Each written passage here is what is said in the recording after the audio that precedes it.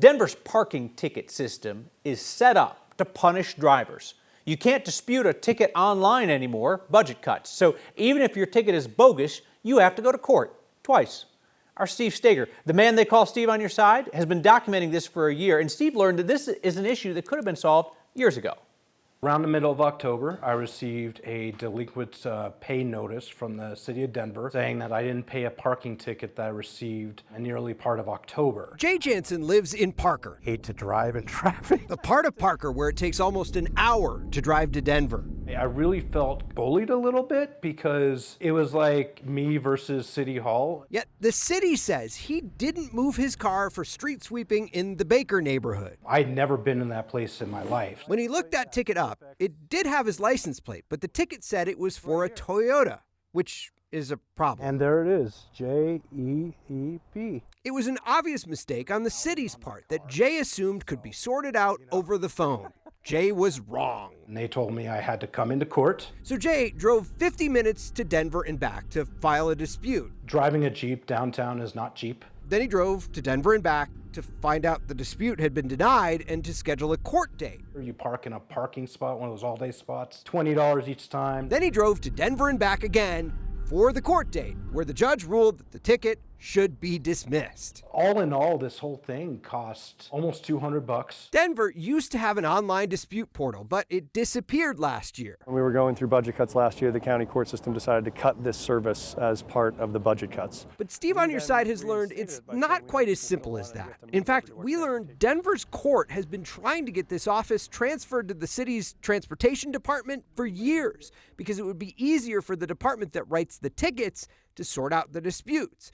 Yet despite discussing it since February of 2024, nothing happened. In July of that year, emails we obtained show a Dottie staffer told the court, "While I do think that this is the right direction to head, the team is currently overloaded with a number of new initiatives." He recommended trying to transfer the department at the end of 2024. They tried, then pushed it to 2025. In April of 2025, the court wrote a memo detailing what it would take, to which a Dottie staffer replied he was hesitant to commit to a time frame, blaming potential budget challenges. In June, the court told Dottie they were considering their own budget cuts. The parking magistrate is on our list to abolish. The head of the court emailed Dottie again on August 26th.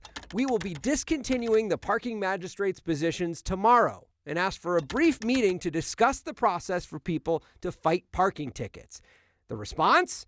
He had some travel over the holiday and asked to meet in September. By then, the process became the headache for drivers like Jay. So we're just putting the final touches on this. Dottie's director says the city is on track to get the online dispute process back in place sometime soon. What it takes to stand it back up is basically the people. So it's the people who are going to sit and do the review and the administrative review of these citations. The court cut 5 jobs last year. Now Dottie is hiring for 4. We will stand back up the website that was already in place and with some minor changes and tweaks to that and basically turn that back on. Too late for drivers like Jay. I'm not a fan of bureaucracy in general. I understand sometimes why cuts need to be made. They didn't do enough to see what the consequences of removing this online dispute system was going to be.